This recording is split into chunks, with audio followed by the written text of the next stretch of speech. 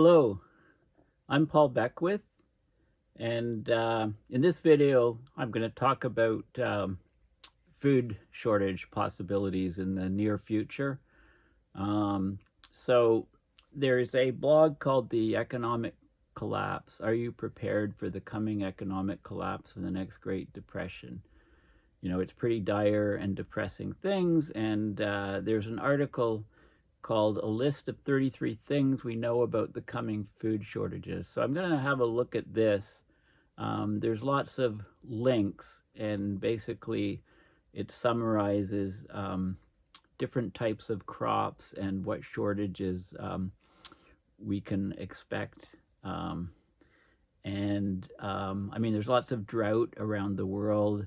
There's floods in other places. So our food supply is pretty precarious, and you know, Russia in the Ukraine is not you know, there's a lot of strategic reasons in Putin's thinking and going there, because it's the sort of breadbasket. You know, Ukraine is always, you know, they're incredible amounts of food, grains, is grown there, and of course it's being shipped, and you know, there's problems with the transportation, and you know, the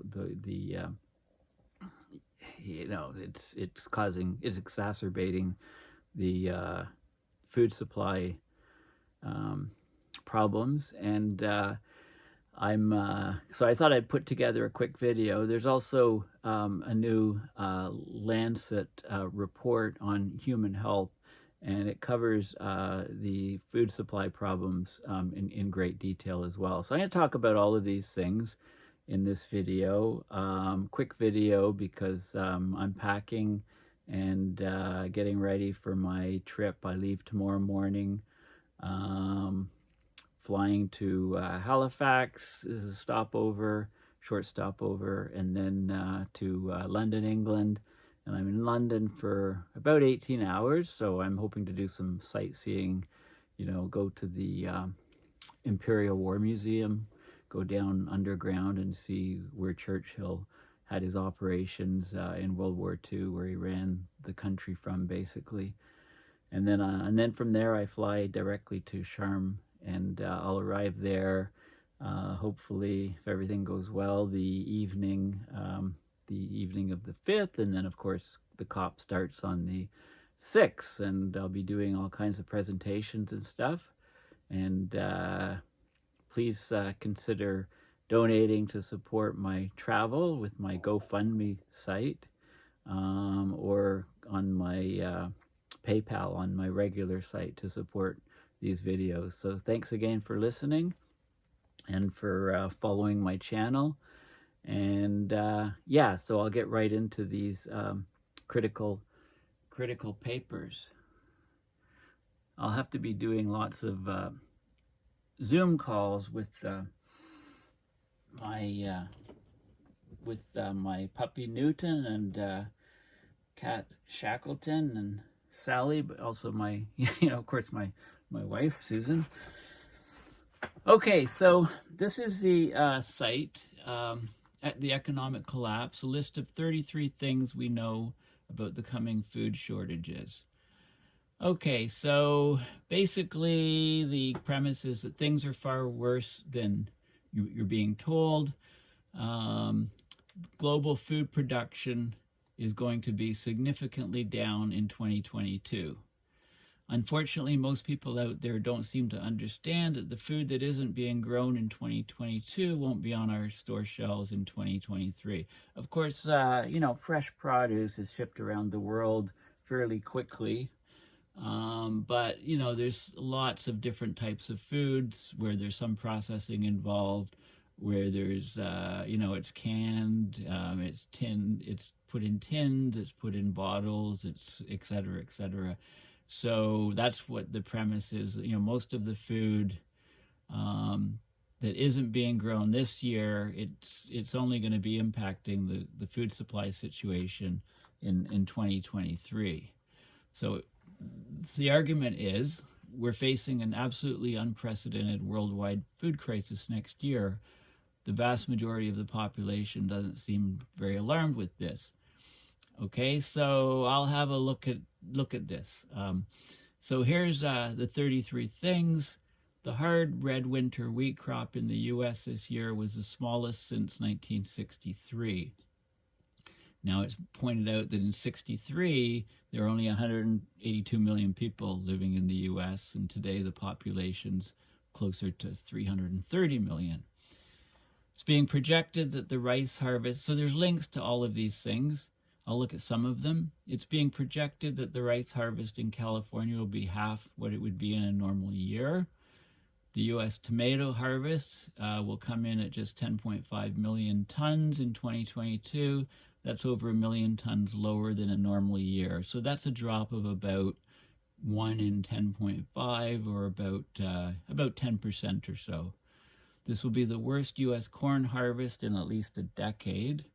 Okay, well, there's lots of fluctuation from year to year, but the worst in a decade, so of corn. Year-to-date shipments of carrots, that's as of September, early September, in the U.S. is down 45%.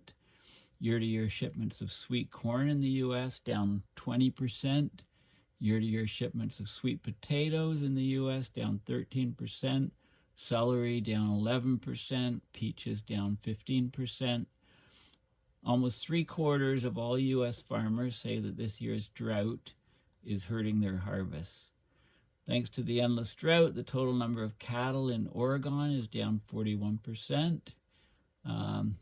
Cattle in New Mexico down 43%. Cattle in Texas down 50%. One beef producer in Oklahoma is now predicting that ground beef could eventually top $50 a pound.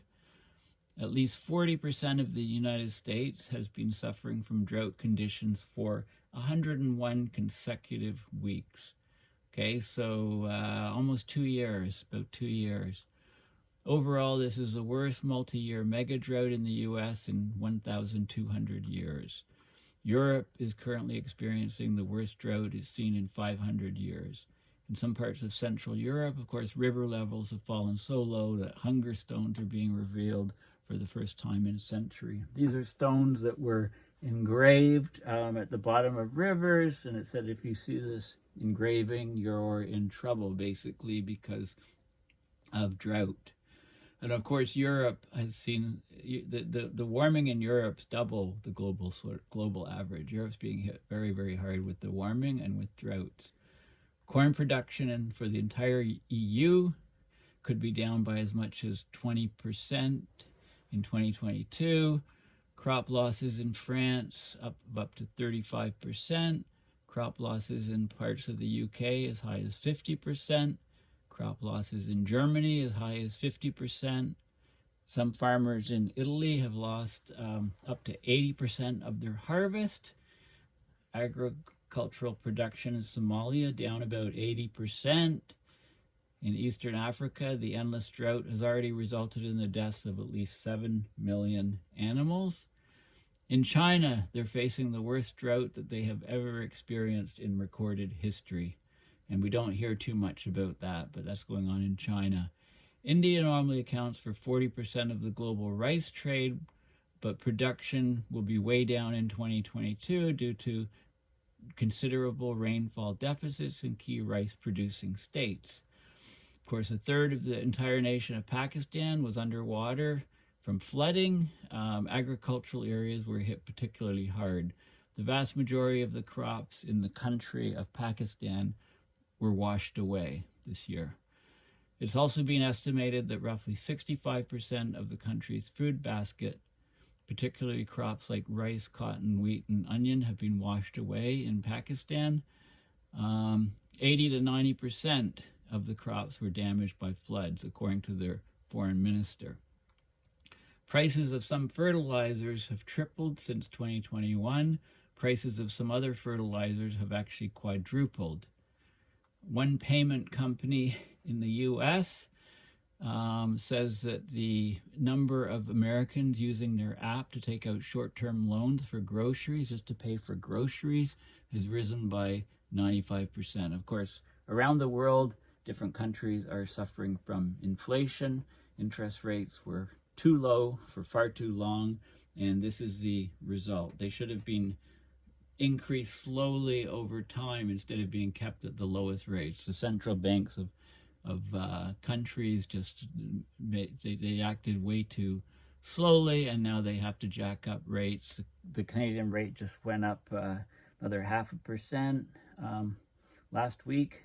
It's probably going to go up 75, but there was a lot of pushback from politicians, etc. So they kept it at 0.5%, but the U.S. just cranked theirs up 0.75%, 75 basis points a few days ago. Demand at U.S. food banks is now even worse than it was during the height of the COVID pandemic. I know that in Ottawa the food banks are struggling. They're at very, very high levels. I think it's all over. The World Health Organization, the WHO, is telling us that millions of people in Africa are now potentially facing a very real possibility of starving to death.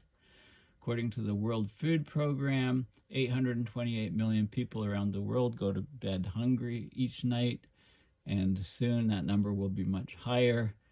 UN Secretary General Antonio Guterres has publicly stated that he believes that it's likely there will be multiple famines in 2023. As global food supplies get tighter and tighter, so will the risk of civil unrest. In fact, this has already been happening.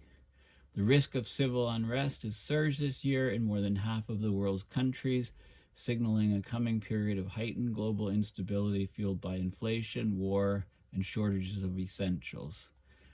According to a UK-based risk consulting and intelligence firm, 101 of the 198 countries tracked on its civil unrest index saw an increase in the risk between the second and third quarters of 2022. There's been large protests in various cities. So what will things in 2023 be like when it becomes exceedingly clear that there simply will not be enough food for everyone? Wealthy countries will have the resources to buy up much of what is available, and that means many poor countries will deeply suffer.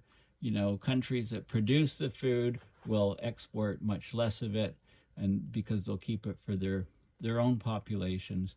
So it depends. So every country would need to be looked at differently in terms of food, where they get it from, and how much they import or export.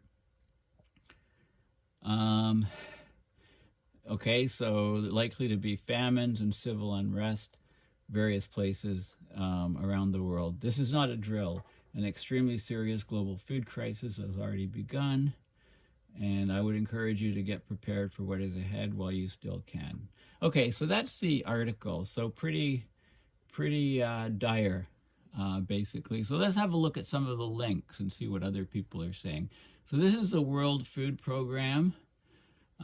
They're saying that we have a global food crisis. Conflict, COVID, the climate crisis, and rising costs have combined in 2022 to create jeopardy for up to 828 million hungry people across the world. So 2022 already a year of unprecedented hunger. The number of the 828 million people that go to bed hungry every night, the number of those facing acute food insecurity has soared from 135 million to 345 million since 2019. A total of 50 million people in 45 different countries are teetering on the edge of famine. The World Food Program requires 24 billion US to reach 153 billion people in 2022. Okay, so we're at a critical crossroads.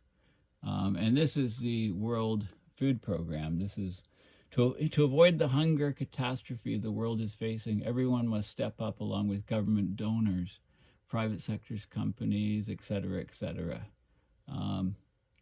So the four causes of hunger and famine. Conflict is still the biggest driver of hunger. Well, I'd say climate change is, and that leads to all of these other things. 60% of the world's hungry live in areas afflicted by war and violence. Events unfolding in Ukraine are further proof of how conflict feeds hunger, forcing people out of their homes and wiping out their sources of income. Climate shocks, of course, are destroying lives, crops, and livelihoods. undermining people's ability to feed themselves, also causing conflict. The economic consequences of the COVID-19 pandemic are driving hunger to unprecedented levels. Costs are also at an all-time high. The operating costs of the World Food Program has increased a staggering 44% rise compared to 2019. So just in a few years, the costs of the programs to supply people around the world with food have skyrocketed. Hunger hotspots, of course, the Central American Dry Corridor in Haiti, the Sahel, Africa, Central African Republic, South Sudan, eastwards to the Horn of Africa, Syria, Yemen, to Afghanistan. There's a ring of fire around the world where conflict and climate shocks are driving millions of people to the brink of starvation. Nigeria, South Sudan, Yemen, they basically are making tough decisions. They have to take food from the hungry to feed the starving. So there's lots of destabilization, conflict, migration, refugee crisis. Okay, so this is the World Food Program. So that substantiates the idea of the coming food shortages. Okay, this is another link. It's a bad year for corn and for tomatoes and many other American crops. Hefty toll on, and like drought has consumed 40% of the country in the past 101 weeks. It talks about multiple crops being affected negatively in the U.S. Pakistan, floods inundated farms and cities, country staring at a major food crisis. Okay, so massive flooding of farmlands, destruction of crops, loss of livestock in Pakistan. About 170,000 square kilometers, which is already reeling from rising food prices, is reportedly submerged, out of which 78,000 square kilometer area of crops cultivated across 57 districts are underwater. 65% of the country's food basket, like rice, cotton, wheat, onion, washed away. Okay, so basically, terrible food shortages from climate-caused problems. If you just do a Google of food insecurity, because I'm doing the search in Ottawa, it brings up mostly Canadian food security. So food security, the U.S. food security and mental health. And there's lots of good links to recent articles, like this one, for example, extreme heat making global food insecurity worse as costs rise. So, this is a recent article just from a few days ago. Extreme heat was a factor in tens of millions of people reporting moderate to severe food insecurity in 2020. So there's a 2022 report of the Lancet Countdown on Health and Climate Change about how climate change is undermining global food security, exacerbating the effects of COVID-19, geopolitical, energy, and cost of living crisis, inflation. Extreme heat is associated with 98 million more people reporting moderate to severe food insecurity in 2020 in 103 countries that were analyzed, driven by extreme weather. Okay, so lots of details in here. The Canadian what's happening in Canada, heat-related deaths up 68%. Okay, so there's lots of stuff in here. Current policies put the world on track to a catastrophic 2.7 increase by the end of the century. It says, it's much, much higher than that. I think that's very conservative. Okay, so food insecurity. This is the Canadian sort of view. Regina Food Bank, virtual map connects people to food resources in Toronto. Nearly 20% of Canadians are skipping meals amid rising food costs. Albertans have the highest rates of food insecurity in Canada. Vancouver, food charities need donations. Guelph. So it's widespread across Canada. So it's not just in the developing countries. It's also in developed countries. This is the Lancet report. So it's 36 pages. I'm not going to go into it in great detail here. It's open source. Just Google the title. 2022 report of the Lancet countdown on health and climate change, health at the mercy of fossil fuels. I believe that, published online October 25th, 2022. So the reason why it's almost impossible to keep up with all of the climate news and reports, so each different group's putting out reports, is because of the COP27 climate conference, which runs from November 6th is the start, and it runs, which is this coming Sunday, and it runs for 2 weeks. So anyway, that's the impetus for all of these reports. So basically, our health is at the mercy of fossil fuels. Our ability to grow food on this planet is at the mercy of fossil fuels. Okay, so this report is published as, Lancet, of course, is one of the most reputable health journals on the planet. So the Lancet Countdown report is published as the world confronts profound and concurrent systemic shocks. Countries and health systems continue to contend with the health, social, and economic impacts of the COVID-19 pandemic. In Canada, for example, there was just an article I read earlier today about the number of young kids with respiratory viruses and ailments, COVID and otherwise, has skyrocketed in Canadian hospitals, in many different provinces. One of the things is that people have been masked for a couple of years, and that's kept other viruses and things, flus and colds and things, away from them. And now without the masking, people are just catching all kinds of respiratory problems. Russia's invasion of Ukraine and a persistent fossil fuel overdependence has pushed the world into global energy and cost of living crises. I mean, I would say the biggest reason for inflation is, climate change caused crises. As these crises unfold, climate change escalates unabated.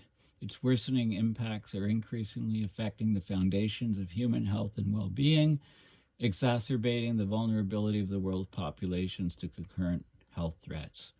Extreme weather events have caused devastation across every continent during 2021 and 2022. That's added further pressure to health services, which are grappling with the impacts of COVID-19 pandemic.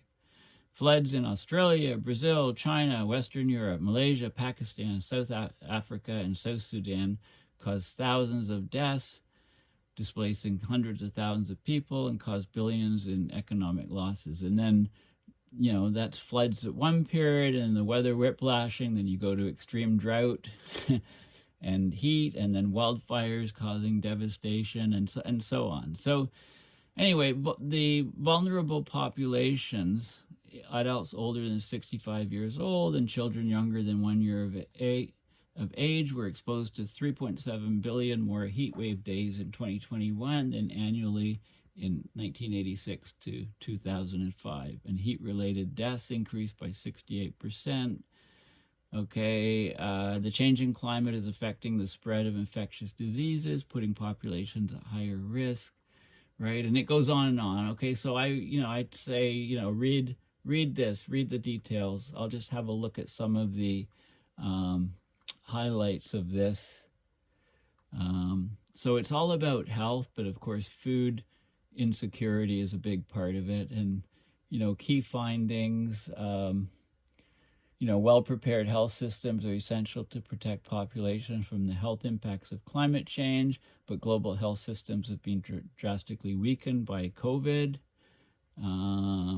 Insufficient climate change adaptation.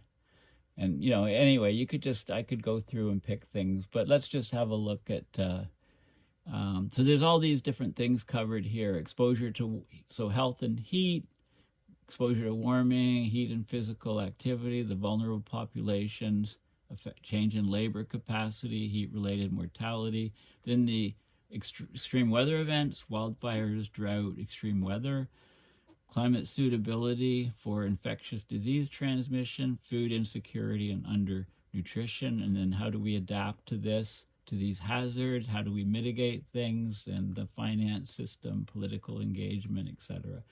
So lots of stuff on here. This is change in heat wave days compared to the 1986 to 2005 baseline. So globally on land, and then the mean for infants and older than 65. So older than 65 hit worst, then infants, and then the global mean. Okay, this is from 1990 to 2022. Okay, attribution studies on problems. This is the labor lost in different sectors, you know, increasing more and more.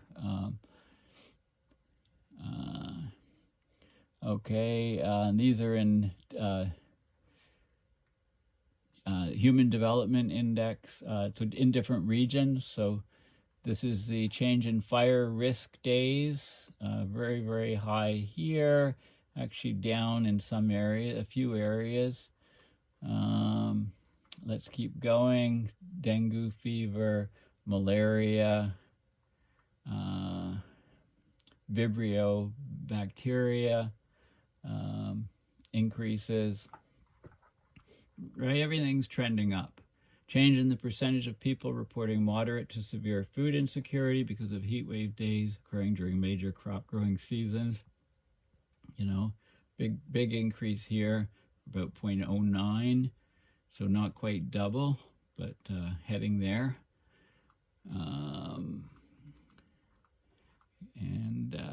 This is the level of urban greenness. Okay, this is very important for you know, the urban heat effect, and heat waves are somewhat mitigated by the greener an area is. So that's to do with heat wave stuff. And then you can look at greenhouse gas emissions from the global energy system, percentage of rural and urban population with primary reliance on clean fuels for cooking, and mortality attributable to ambient PM 2.5. So this is to very small 2.5 micron diameter particles, which are extremely bad. So it gives the different stats and the different sectors or the different colors that are producing, that are sources for these. These are emissions from agricultural consumption, national greenhouse gas emissions per person. Canada's way up here.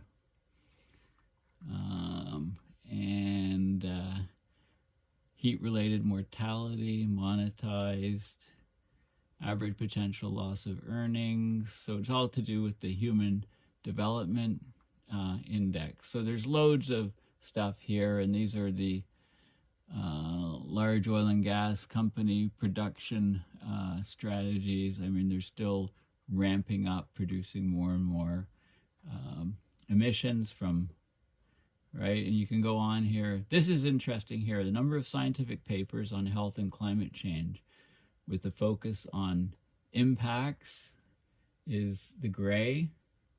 So impacts are focused on a lot.